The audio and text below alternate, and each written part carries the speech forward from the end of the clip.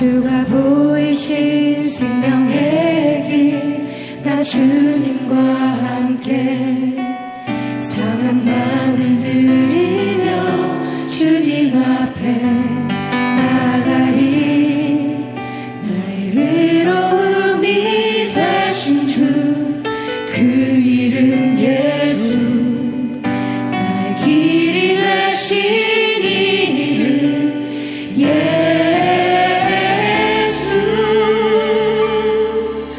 나의 길 오직 그가 하시나니 나를 달려가신 후에 내가 정금같이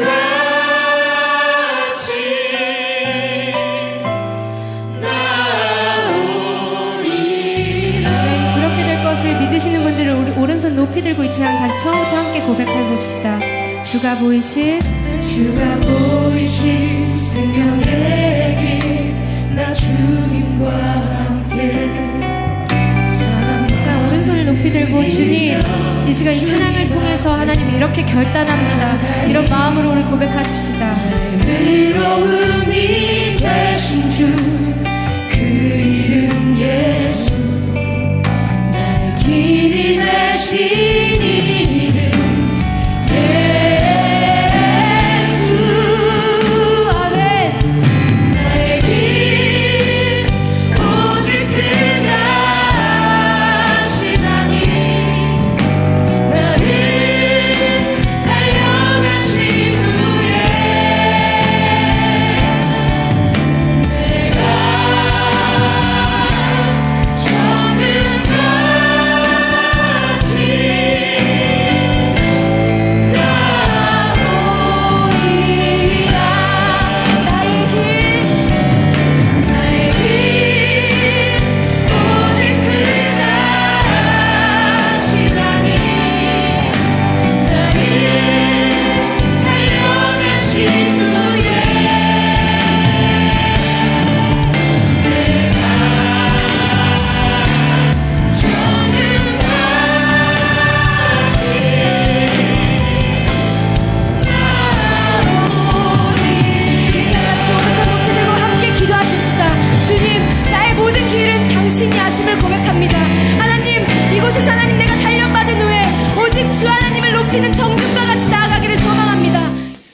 지난 1월 말에 한 리서치 기관에서 우리나라 60세 이상의 성인 남녀 1000명을 대상으로 설문조사를 했습니다.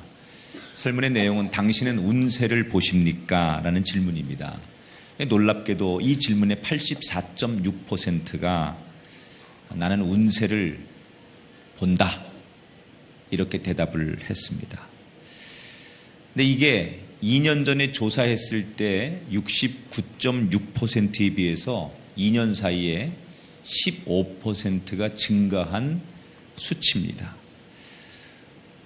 요즘 같은 시대에 운세를 점을 치고 하는 이유가 뭐냐 이렇게 물었더니 첫 번째 이유가 87.2%가 마음의 위안을 얻고 또 걱정을 줄이고 싶어서 운세를 본다 이렇게 대답했고요. 57%가 내 미래에 대해서 불안하기 때문에 미래를 알고 싶거나 또는 불안한 내 마음을 좀 달래기 위해서 불확실성을 없애기 위해서 운세를 본다라고 대답을 했습니다. 정말 우리가 사는 시대는 스피드합니다. 하루하루가 너무 다르죠. 어제의 정보와 오늘의 정보, 또 아마 내일쯤 되면 너무 많은 새로운 정보, 우리가 가지고 있던 가치관이 붕괴되는 또 다른 이야기들이 막 쏟아져 나옵니다. 그래서 이렇게 스피드한 시대를 사는 현대인들은 미래가 불안할 수밖에 없습니다. 너무 많이 변화되기 때문에. 그래서 사람들이 이제는 불안을 넘어서 강박감에 시달려요. 아무것도 안 하면 내가 이렇게 살아도 되는 건가? 한가하게 커피숍에 앉아서 책이나 읽고 있으면 내가 지금 이래도 되는 건가? 뭔가 사색에 잠겨 있다가도 내가 이렇게 한가하게 이런 사색이나 할 땐가? 사실은 그래도 되는데 불안하니까, 강박감에 시달리니까 여유를 즐기지 못해요. 국민건강보험공단에 따르면 우리나라 국민들이 강박 장애로 치료받는 사람이 2014년에 2만 3천 명을 넘어서 이 굉장히 많은 퍼센테이지로 선진국을 이미 추월하고 있다는 거예요. 근데 이것도 역시 4년 전의 조사보다 13%가 증가한 수치예요. 자, 이렇게 불안한 세상에서 강박관념을 가지고 사는 사람들이 볼 때 이 세상에서 제일 바보 같은 사람들이 누굴까요? 예수 믿는 사람들이. 세상을 불안하게 살고 막 강박증에 시달린 사람들이 볼 때 제일 어리석고 바보처럼 사는 사람들을 꼽으라고 하면 예수 믿는 사람들이 그들의 눈에는 제일 바보 같은 사람이에요. 왜? 이렇게 급변하고 경쟁하지 않으면 안 되는 이 세상에 살아남으려면 쉬지 않고 돈을 벌든지 공부를 하든지 그래야 마땅한데, 아니 공부할 시간에 가서 제들은 예배하고 뭐 1박 2일 2박 3일씩 며칠씩 수련해가고 돈을 모아도 시원찮은 판국에 오히려 헌신을 한대나? 이런 예수 믿는 사람들의 행동이 세상 사람들의 눈에 볼 때는 정상적으로 보이지 않는다는 거죠. 자, 그러면 냉정하게 한번 얘기해 보죠. 예수 믿는 건 정말 손해보는 걸까? 여러분들이 예수 믿고 이 저녁에 나와 앉아 있는 게 정말 바보 같은 짓일까? 오늘 민수기 27장에 두 가지 이야기가 나와요. 여러분에게 이 두 가지 이야기를 소개하면서 이 이야기를 다 들으면 전 틀림없이 이렇게 확신해요. 오늘 이 설교를 다 듣고 이야기를 다 듣고 나면 여러분들 무릎을 치면서 그래, 난 예수 믿기 잘했어. 그 소리가 분명히 나올 줄 믿습니다. 왜냐하면 이 민수기 27장의 이야기는 우리가 믿는 하나님께서 어떤 분인지를 아주 분명하게 보여주는 이야기예요. 지난 시간에 출애굽한 1세대가 죽고 이제 2세대 사람들이 무리를 지어 있을 때 하나님께서 모세에게 인구조사를 실시할 것을 명령하셨어요. 20세 이상의 남자들의 숫자가 어떻게 되는지를 아주 국가적으로 인구조사를 시켰죠. 두 가지 이유에서 인구조사를 했다고 했죠. 하나는 군사를 정비하기 위해서, 어차피 가나안 땅에 들어가야 되는데 전쟁을 하려면 싸울 수 있는 군인의 수가 어떻게 되는지 가장, 여러분, 싸우든 우리가 무슨 뭐 행사를 하든 모임을 갖든 가장 기본이 인원조사예요. 가장 뭘 하든지 간에 몇 명이 참여하느냐, 몇 명의 인원이 있느냐, 몇 명의 사람이 오느냐, 이게 가장 중요한 기본 데이터죠. 그러니까 전쟁을 이제 하기 위해서 가나안 땅에 들어가려면 싸울 수 있는 사람이 몇 명이나 되는지 아주 기초적인 조사를 한 거죠. 이것보다 더 중요한 궁극적인 목적이 있다고 그랬어요. 하나님께서 이제 가나안 땅을 들어가게 하실 건데, 가나안 땅에 들어가면 땅을 12지파에게, 그리고 다시 그 지파에서 가정수대로 공평하게 땅을 분배해야 되는데, 그러려면 그 가나안 땅을 전체로 해서 몇 가정이 있으니까 대략 어떻게 땅을 미리미리 분배하도록 설계를 해서 나중에 혼란이 없도록, 가나안 땅에 들어가서 문제가 생기지 않도록 미리미리 준비하게 하려는 하나님의 의도가 있었다는 거죠. 역사적으로 이스라엘이 이때부터 토지제도가 생기는 거예요. 이스라엘의 토지제도는 간단해요. 가부장, 그 집안의 아버지 되는 남자에게 땅에 대한 권한을 줍니다. 그래서 그 가부장이 아버지가 자녀들과 아내를 데리고서 평생 그 주어진 땅을 가지고 농사를 짓고 가정을 책임지는 거예요. 그런데 아버지가 죽으면 그 아들이 아버지의 땅을 물려받아서 다시 가부장이 되어서 그 가정을 부양하고 책임지는 거예요. 그러니까 이스라엘 사람들은 이런 제도가 이미 익숙해져 있었기 때문에 이런 가부장적인 제도, 그리고 땅이 분배되는 과정 속에서 아버지가 죽으면 아들에게, 또 그 아들이 죽으면 다른 아들에게, 혹시 아들이 없으면 다른 남자 형제에게 이렇게 땅이 분배되는 거에 대해서 사람들이 자연스럽게 받아들이고 있는 때예요. 자, 그런데 이런 제도로 인해서 오늘 심각한 고민에 빠진 이야기 하나가 27장에 등장을 하는데, 인구조사가 막 끝나고 이제 모든 게 데이터가 다 나와서 정리가 된 다음에 모세가 있는 성막에 여자 5명이 들이닥칩니다. 이 5명의 여자들은 한 자매예요.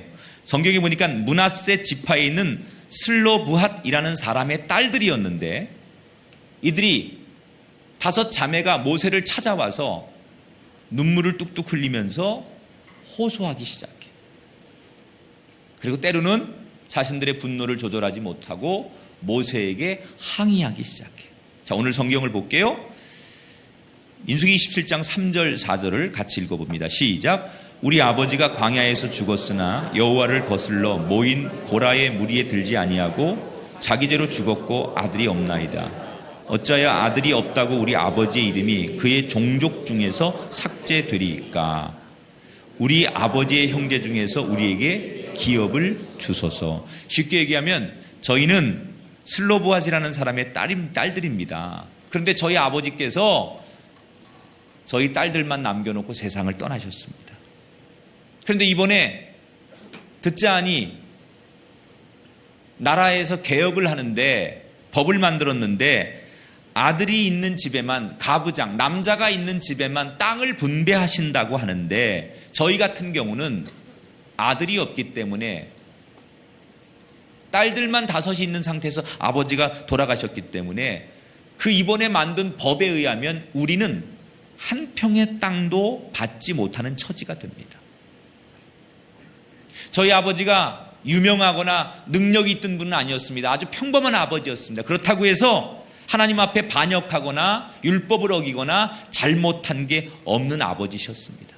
그런데 단지 아들이 없다는 이유 하나 때문에 저희 같은 가정이 가나안 땅에 들어가서 땅을 분배받지 못하고, 그래서 농사를 짓지 못하면 저희 같은 가정은 길거리에 나앉게 되고 살아갈 방법이 없는 상황이 됩니다. 그러니 저희 같은 이런 상황에 있는 사람들이 있다는 것을 아시고, 이게 정해진 율법이고 법이지만 상황에 맞춰서 다시 융통성을 발휘해서 저희 같은 사람에게도 땅을 주실 수 있도록 구제의 방법을 만들어 주십시오 라고 애원하는 이야기. 도와주십시오, 살려주십시오, 뭐 그런 얘기겠죠. 자, 모세가 딜레마에 빠졌어요. 왜? 이미 오랫동안 지금 땅은 남자들에게만 분배한다는 원칙이 그동안 오랫동안 이스라엘 사람들에게 법으로 존재해 왔어요. 이건 원칙이에요. 그런데 이 원칙을 지키게 되면 지금 말한 대로 땅을 분배받지 못해서 가나안 땅에 들어가서 굶어 죽을 수밖에 없는 상황에 놓인 사람들이 생겨요. 그러니까 원칙과 상황 사이에서 모세가 심각한 고민을 하게 돼요. 이야기를 들어보니까 원칙은 줄 수 없어요. 그런데 상황은 너무 딱한 거예요. 그러니까 모세가 쉽게 결정을 내리지 못하고 나한테 시간을 달라. 내가 하나님 앞에 기도해보고 하나님 뭐라고 말씀하시는지 내가 그리고 나서 결정하겠다. 그리고 모세는 성막에 들어가서 기도하기 시작하죠. 자, 하나님 어떻게 하면 좋겠습니까? 라고 기도했던 모세가 하나님이 응답하시죠. 뭐라고 응답해요? 7절 8절 한번 읽어볼까요? 슬로브와 딸들의 말이 옳으니 너는 반드시 그들의 아버지의 기업을 그들에게 돌릴지니라. 너는 이스라엘 자손에게 말하 이르기를 사람이 죽고 아들이 없으면 그의 기업을 그의 딸에게 돌릴 것이요. 자, 거기까지만요. 그 밑에는 11절인데. 자, 하나님께서 뭐라고요? 슬로보앗의 딸들에게 토지를 줘라. 이렇게 명령하셨어요. 그리고 앞으로 이런 피해자들이 나오지 않도록 가부장에게만 토지를 주던 법을 이번에 아예 고쳐라. 원칙을 수정해라. 라고 말씀하셨어요.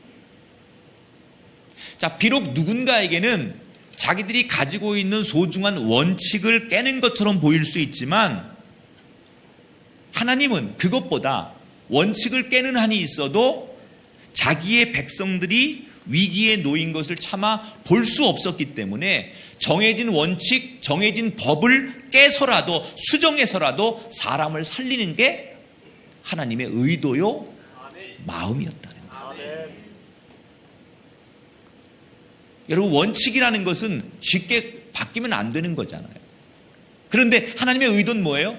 원칙을 어느 때 바꿔요? 사람 살리는 일에. 여러분, 우리가 갖는 원칙이 있어요. 신앙의 원칙, 윤리의 원칙, 자기의 어떤 신념, 다 그게 우리의 인생의 철칙이 원칙일 수 있어요. 그러나 중요한 것, 사람을 살리고 생명을 구하고 남을 이롭게 한다면 때로는 그 원칙을 하나님이 원하는 범위 안에서 바꿀 수 있는 융통성이 신앙인들에게도 필요하다. 결국 이 사건을 통해서 하나님이 우리에게 말씀하시고자 하는 메시지는 뭐냐? 하나님이 나는 너희를 언제나 살리는 하나님이다. 이런 메시지를 줍니다. 따라합시다. 살리시는 하나님. 여러분, 우리가 믿는 하나님은 어떤 하나님이에요? 원칙 때문에 사람을 죽이고 원칙 때문에 사람을 버리고 원칙 때문에 사람을 나 몰라라 하는 분이 아니라 비록 당신이 내린 원칙을 조금 수정하는 한이 있어도 사람을 살리기만 한다면 당신의 원칙을 조금이라도 양보하시는 하나님. 여러분, 위기에 놓인 슬로보앗의 딸들을 어떻게든 살리신 하나님, 그 하나님이 저와 여러분에게도 우리의 삶의 위기와 어려움과 고통 속에 놓였을 때 하나님이 때로는 모든 것을 내려놓으시고 저와 여러분을 건지시고 살리려고 우리에게 모든 것을 던지시는 하나님. 그게 여러분, 예수님이 이 땅에 십자가 지기 위해서 오신 사건 아니에요. 하늘이라고 하는 원칙, 하나님이라고 하는 원칙을 깨고 인간의 몸을 입고 이 땅에 내려오는 것, 그것은 살리고자 하는 하나님, 살리시는 하나님. 여러분, 그 하나님이 여러분의 하나님임을 고백하시기 바랍니다. 여러분을 살리실 겁니다. 여러분을 회복하게 하실 겁니다. 사실 이 메시지는 구약 성경 내한의 하나님의 그 성품을 그대로 우리에게 보여주고 있어요. 모세와 함께 애굽을 탈출한 이스라엘 백성들이 애굽을 탈출하자마자 첫 번째 만난 장애물이 홍해바다예요. 뒤에는 바로의 군사가 쫓아오고 앞에는 큰 바다가 가로막고 있습니다. 그럴 때 이 절체절명의 위기에 놓였을 때 하나님은 어떻게 하십니까? 홍해를 갈라서, 여러분, 이거는요, 원칙을 깨는, 바다는 갈라지면 안 되는 거예요. 아멘 안 하는 게 원칙이라고 생각하지 말아요. 그리고 바다가 갈라지지 않잖아요. 바다는 그저 물로 채워져 있는 게 바다예요. 그런데 왜 바다를 갈라요? 왜 없던 일을 행하세요? 왜 자연의 질서를 어겨가면서라도 바다를 갈라요? 살리시려고. 어떻게 하든지 그 이스라엘 백성들을 죽게 내버려 둘 수 없기 때문에 살리시려고 바다를 갈리시는 거예요. 하나님을 믿고 광야로 들어온 이스라엘 백성들, 그들에게 먹을 것이 없었습니다. 광야에 먹을 게 어디 있어요? 사막 한가운데 마실 물이 어디 있어요? 그런데 하나님은 만나와 메추라기로 그들을 먹이시고 사막 한가운데 반석에서 물이 나게 하시고, 있을 수 없는 거지요. 자연의 질서 속에는 평상시에 일어나지 않는 일이에요. 그런데 원칙을 깨고서라도 하늘에서 만나와 메추라기를 내리세요. 반석에서 물이 나와요. 왜 그런 일을 하십니까? 그들을 살리시려고. 신약 성경에 예수님께서 광야에서 말씀을 전하시다가 사람들이 해가 저물어 되돌아가야 하는데 너무 늦은 저녁이라 되돌아갈 수도 없고 그 많은 무리들이 배가 고파서 음식을 해결해야 되는데 먹을 것도 없을 때 예수님께서 어떻게 하세요? 그때 오병이어의 기적을 행하시는 거예요. 이유는 간단해요. 그들을 죽게 내버려 둘 수 없기 때문에. 그들을 살리려고 하는 의도 때문에 오병이어의 기적을 행하시는 거예요.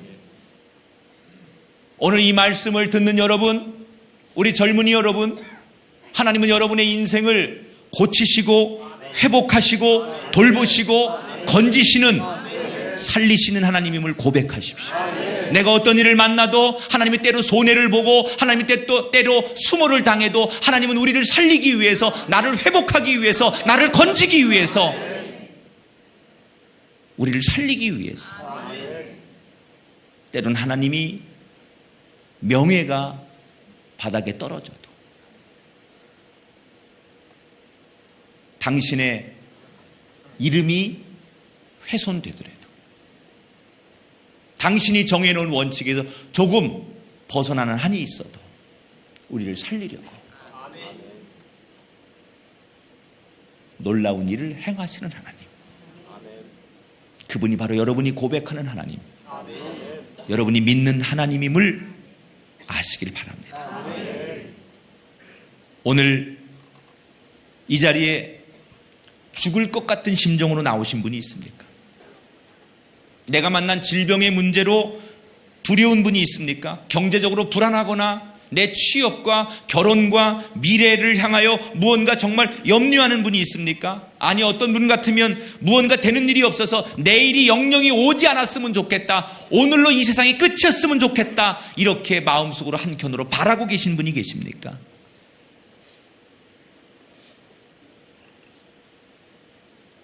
여러분에게 방법이 하나 있다면 그런 두려움 대신 여러분의 답답함을 하나님 앞에 다 내려놓으시고 여러분의 자존심을 다 내려놓으시고 간절한 마음으로 하나님 앞에 도움을 구하십시오. 분명히 하나님께서 우리가 알 수 없는 방법으로 우리를 살리시려고, 우리를 건져주시려고 모든 것을 동원하여 저와 여러분을 회복시켜 주실 줄 믿습니다. 이제 내일부터 우리가 본격적으로 한 주간을 살게 될 때 우리가 기억해야 될 하나님, 내가 믿는 하나님은 살리시는 하나님. 그래, 세상 사람들은 나보고 바보라고 하고 미쳤다고 말할지 모르지만 나는 오늘도 예배하기를 잘했어, 나는 하나님을 믿기를 잘했어, 이런 고백을 드리는 기적의 주인공이 되시기를 주님의 이름으로 축원합니다. 자, 이렇게 첫 번째 이야기를 통해서 모세는 살리시는 하나님의 속성을 드러내고 있어요. 그러니까 이 5명의 딸들이 만세 부르면서 하나님 앞에 감사, 모세에게 감사, 그런 그 자매들을 바라보며 모세가 흐뭇한 미소를 지고 성막으로 돌아왔어요. 이제 한 사건을 마무리할 때쯤 오늘 27장의 후반절에 또 하나의 급작스러운 사건 하나가 등장하죠. 그렇게 큰 일을 행하고 성막으로 돌아와서 여유롭게 앉아있는 모세에게 하나님께서 청천벽력 같은 소리를 하세요. 12절 13절 같이 읽어볼게요. 시작. 너는 이 아비람산에 올라가서 내가 이스라엘 자손에게 준 땅을 바라보라. 본 후에는 내 형 아론이 돌아간 것 같이 너도 조상에게로 돌아가리니 그랬어. 뭐가 청천벽력 같은 소리예요? 모세에게 그토록 꿈에 그리던 가나안 땅을 너는 들어갈 수 없다는 거예요. 이미 하나님이 예언하셨죠. 무리바에서 이스라엘 백성들이 먹을 물이 없어서 원망하고 있을 때 대신 기도했을 때 하나님께서 지팡이를 향하여 명령해서 물이 있으라라고 명령하면 된다라고 답을 주셨는데, 그 원망하는 철없는 불신앙적인 이스라엘 백성들을 보면서 인간적인 배신감, 분노 때문에 지팡이를 2번 탁 내던지듯이 던지면서 그런 거죠. 너희 같은 이런 배은망덕하고 은혜도 모르고 이런 너희 같은 존재들에게 내가 이렇게 기도해줘야 되는지 모르겠지만 하나님께서 하라니까 내가 기도해준다. 그러면서 지팡이를 신경질적으로 2번 내려친 그 인간적인 분노를 표출한 그것 때문에 하나님께서, 여러분 그게 별것 아닌 것 같지만요, 하나님은 지도자에게 엄격하신 거예요. 이게 보통 사람에게는 아무것도 아니지만 적어도 이스라엘의 영적인 지도자, 하나님 앞에 최고의 지도자인 모세에게는 그런 것 하나까지도 완벽한 헌신을 요구할 수밖에 없는 하나님. 그래서 이미 그때 네가 그 정도밖에 안 되니? 네 감정을 추스리지 못하고 내 얘기를 한 귀로 듣고 한 귀로 흐르는 너에게 나는 마음 아프지만 징계할 수밖에 없다. 네 몫은 여기까지인 것 같다. 그래서 너는 가나안 땅에 들어갈 수 없다라고 이미 예언을 하셨어요. 자, 모세가 하나님의 그 준엄한 명령을 듣는 순간, 아, 이것은 이 하나님의 결정을 내가 더 이상 내 고집과 내 생각으로 뒤집을 수 없다는 걸 모세가 알았어요. 이미 하나님은 모세에게 너무 많은 것을 보여주셨잖아요. 가시떨기 나무에서 시작해서 애굽의 바로 왕과의 그 혈전, 재앙, 광야를 통해 거쳐오는 수없는 이야기, 이런 것을 통해서 하나님이 어떤 분인지, 하나님이 한번 말씀하시면 그 말씀대로 하나님께서 그 일을 행하시는 분, 뭐 이런 것들이 하나님의 속성에 대해서 너무 잘 알았던 이 모세는 하나님이 결정한 이 상황을 자기가 뒤집을 수 없다는 걸 알아요. 그래서 순순히 의외로, 예, 하나님 제 몫이 여기까지면 그렇게 알겠습니다라고 받아들이죠. 그러면서도 모세 마음 한 구석에는 인간적인 걱정이 있어서, 하나님께서 이제 가나안 땅을 점령하게 하실 거고 나는 가나안 땅 들어가기 전에 하나님 나라로 데려갈 거라고 하는 말씀을 하셨지만, 그 하나님 말씀을 받아들이긴 하면서도 마음 한켠에 인간적인 걱정이 하나 있었어요. 그게 뭐예요? 이 오합지졸 같은 이스라엘 백성들을 내가 여기까지 데려왔는데, 그러면 내가 떠나면 누가 이 말 많고 고집스럽고 미련하고 때로는 문제를 일으키는 이 문제투성이들, 이 12지파를 누가 통솔하고 리더십을 발휘해서 지금까지 온 것처럼 문제없이 이스라엘 백성들을 인도할 수 있을까? 그래서 묻지요, 하나님 앞에. 하나님, 걱정이 하나 있습니다. 하나님 아시죠? 이 이스라엘 백성들, 얘들이 어떤 애들인지. 나나 하니까 얘들 내가 여기까지 데려왔죠. 내가 만약에 갑자기 이렇게 죽어버리면 대혼란이 올 텐데 하나님 어떻게 하면 좋지요? 누구를 나 대신 세울 수 있단 말입니까? 이렇게 물어요. 그게 한편으로는 아마 모세의 진짜 걱정이었을 거고, 한편으로는 하나님 앞에 그래도 한번 하나님의 결정을 뒤집어 볼 수 있지 않을까라고 하는 쪽에 자기의 계산일 수도 있어요. 하나님, 현실적인 걸 생각해 보세요. 내가 아니고 이 백성들을 어떻게 이끌 수 있어요? 하나님 무슨 대안이 있는 겁니까? 이렇게 약간은 하나님 앞에 자기 아니면 안 될 수밖에 없는 이 당위성을 설명하기 위한 그런 의도로 말씀을 드렸겠지요. 그때 하나님께서 그 질문을 마치 기다리고 계셨다는 듯이 즉시 답을 주세요. 18절부터 20절에 보니까 뭐라고 그래요? 여호수아를, 눈의 아들 여호수아를 내가 준비하고 있었다는 거예요.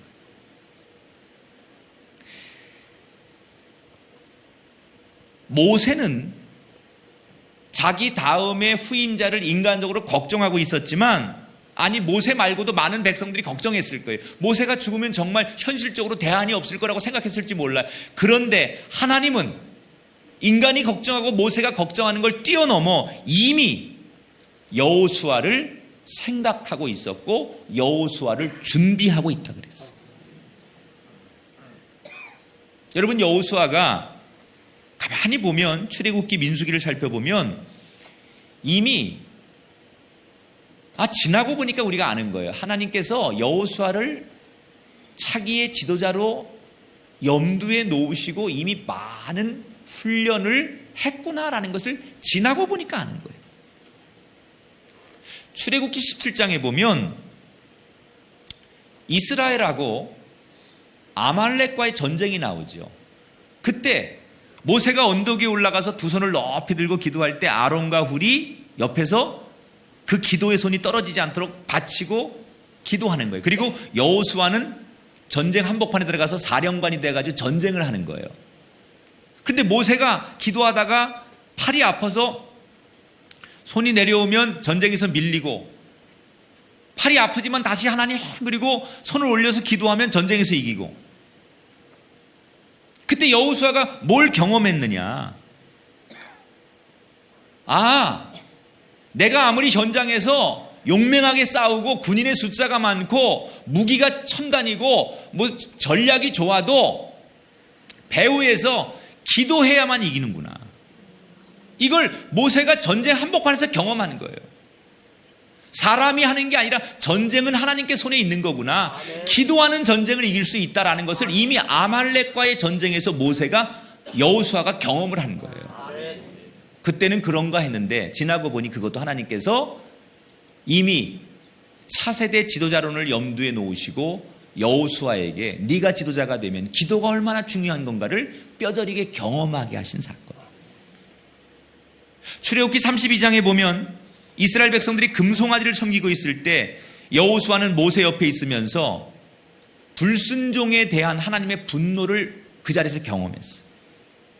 민수기 13장 14장에 넘어가 보면 정탐꾼 사건에서도 여호수아가 같이 갔던 12명의 정탐꾼 가운데 10명이 불순종하고 부정적인 그 보고를 하고 그런 불평하는 모습을 통해서 그렇게 불평하는 사람들, 부정적인 사람들의 끝이 어떻게 되는지를 두 눈으로 똑똑히 봤어요. 이미 정탐꾼 사건을 경험하면서 여호수아가 배운 교훈은 뭐예요? 하나님 앞에 그 어느 것보다 순종이 최고의 가치다. 그래서 여러분, 지금 이런 사건들을 통해서 보니까 그게 그냥 지나간 사건이 아니었어요. 그냥 우리의 눈에는 그냥 하나의 사건이었고 이벤트였는지 몰라도 하나님은 이미 여호수아를 차세대 지도자로 키우기 위해서 곳곳에서 그로 하여금 느끼고 훈련하고 경험하도록 하셨다는 거예요. 사람들은 생각하지 못했죠. 모세가 영원히 지도자가 될 줄 알았죠. 모세가 끝까지 가나안 땅을 인도해 줄 줄 알았어요. 그런데 아무도 생각하지 못하고 아무도 준비하지 않을 때 하나님은 이미 새로운 지도자를 준비하고 계셨어요. 사랑하는 여러분, 우리가 믿는 하나님은 어떤 분이십니까? 따라합시다. 예비하시는 하나님. 할렐루야. 지금 모세는 인간적으로 이스라엘의 앞날을, 미래를 걱정했지만 하나님께서는 오래전부터 여호수아를 미래의 지도자로 준비하고 계셨다는 거예요. 여러분, 우리의 모습은 오늘도 내일을 걱정합니다. 미래를 염려합니다. 우리의 장래를 불안해합니다. 그러나 우리가 믿는 하나님은 우리의 미래를 준비하시는 하나님, 우리의 내일을 예비하시는 하나님. 할렐루야. 오래전부터, 우리가 미처 알지 못하는 그때부터 우리의 미래를, 우리의 앞날을, 우리의 향후를 준비하시는 하나님. 여러분, 그런 하나님을 여러분의 하나님으로 받아들이고 그런 하나님을 여러분의 하나님으로 믿는다면 여러분의 미래 때문에 염려하거나 당황하거나 불안하거나 걱정할 이유가 우리에겐 없습니다. 우리가 할 건 오직 신실하신 하나님의 말씀을 믿고 따르기만 하면 되는 거예요. 이 학습이라는 게 얼마나 중요한지 몰라요. 이런 걸 이미 순종을 경험하고 하나님 말씀의 가치를 경험했던 여호수아가 훗날 여리고성 사건을 아시잖아요. 그 여리고성을 만났을 때 그는 당황하지 않아요. 그냥 성을 돌기만 하는 거예요. 무슨 전쟁에 무슨 전략이나 전법이 없어요? 다소 황당한 소리, 누가 보면 미친 소리, 그냥 성을 7바퀴 무너질 때까지 돌라고 하는 비상식적인 말씀에도 아무런 저항 없이, 군말 없이 비상식적인 그 명령 앞에도 성을 돌기만 하는 여호수아, 그리고 결국 여리고성이 무너지는 것을 경험해요. 여러분, 이 힘은 어디서 나온 거예요? 이미 준비하신 하나님을 통해 나온 거예요. 아말렉과의 전쟁에서, 정탐꾼의 사건에서 이미 수없는 모세의 뒤를 이어서 쫓아오면서 이스라엘 백성들과 함께 겪었던 수많은 사건과 일들을 통해서 여호수아는 이미 훈련되고 하나님의 준비하심을 통하여 이미 경험해서 여리고성을 만났을 때 다른 사람 같으면 불평하고 따질 거고 다시 한번 의심했을 이 사건을 군말 없이 받아들이는 여호수아. 왜지요? 이미 준비하신 하나님의 손길이 있었기 때문에. 여러분이 알든 모르든 하나님은 여러분의 인생을 준비하고 계십니다. 특히 우리 젊은이 여러분, 이걸 신뢰하세요. 여러분의 친구들은, 여러분의 경쟁 상대는 자기가 자기의 미래를 걱정하고 자기가 자기 미래를 준비해요. 아니, 겨우 부모 정도가 도와줘요. 근데 여러분, 자기가 자기 인생을 준비하고 걱정하는 그 사람하고 내가 알든 모르든 내 인생을 준비하시는 하나님, 내 인생을 예비하시는 하나님, 나도 모르는 사이에 내 인생의 앞길을 개척하시는 하나님, 모든 것을 이루시는 하나님, 그 하나님을 믿는다면, 그 하나님을 따라간다면, 그 하나님을 신뢰한다면 여러분, 결과는 누가 이길 것 같아요? 여러분이 믿는 하나님, 여러분이 선택한 믿음이 이기게 될 줄 믿습니다. 앞날이 걱정되고 불안하신 분이 계십니까? 취업은 할 수 있을까? 결혼을 해서 애는 낳을 수 있을까? 이 험난한 세상 어떻게 살아갈까? 걱정하는 분들이 있습니까? 아니, 서두에 말씀드린 것처럼 뭐라도 하지 않으면 견딜 수 없는 불안 속에 강박증에 시달린 분이 이 자리에 있습니까? 주님을 신뢰하십시오. 그것을 이기는 유일한 방법은 주님을 신뢰하는 거예요. 모든 것을 준비하시는 하나님, 예비하시는 하나님. 여러분, 이 하나님을 볼 수 있다면 여러분은 분명히, 그래, 난 예수 믿기 잘했어. 그래, 나는 예배자로 사는 게 행복해. 이런 고백이 여러분의 입을 통해 나오게 될 줄 믿습니다. 난 여러분이 이런 은총의 주인공이 되시기를 다시 한번 주의 이름으로 축원합니다. 세상 사람들은 예수 믿는 우리를 향해서 이런 시대에 아직도 이 황금 같은 시간에 저녁에 나와 찬양하고 헌신하는 우리들을 향하여, 젊은이를 향하여 바보들, 미쳤다고 얘기할지 모릅니다. 손가락질할지 모릅니다. 그러나 그 사람들은 우리가 믿는 하나님이 어떤 하나님인지 모르기 때문에 하는 얘기예요. 우리가 믿는 하나님은 어떤 하나님입니까? 자기 자녀를 절대로 내버려 두지 않으시고 위기로부터, 죽음으로부터, 절망으로부터 살리시는 하나님. 우리가 믿는 하나님은 어떤 하나님입니까? 우리가 알지 못하는 사이에, 우리가 계획하지 않는 사이에 우리의 앞길을, 우리의 미래를 만드시고 준비하시고 예비하시는 하나님이십니다.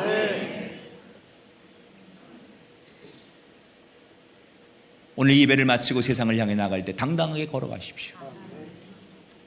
나의 하나님은 살리시는 하나님, 내가 믿는 하나님은 예비하시는 하나님. 이 가치를 안다면, 이 하나님의 속성을 안다면, 이 하나님의 말씀하심을 들을 수 있다면 여러분은 이긴 자입니다. 여러분이 불쌍히 여김 받을 사람이 아니라 여러분이 세상을 긍휼히 여겨야 할 사람입니다. 바뀌어야 합니다. 하나님을 모르기 때문에 하는 사람들의 이야기와 하나님을 제대로 알고 하는 사람들의 이야기는 다른 거예요. 내가 믿는 하나님, 살리시는 하나님, 내가 믿는 하나님, 예비하시는 하나님, 이 하나님을 믿고 구하고 따라가는 아름다운 기적의 주인공들이 되시기를 주의 이름으로 축원합니다.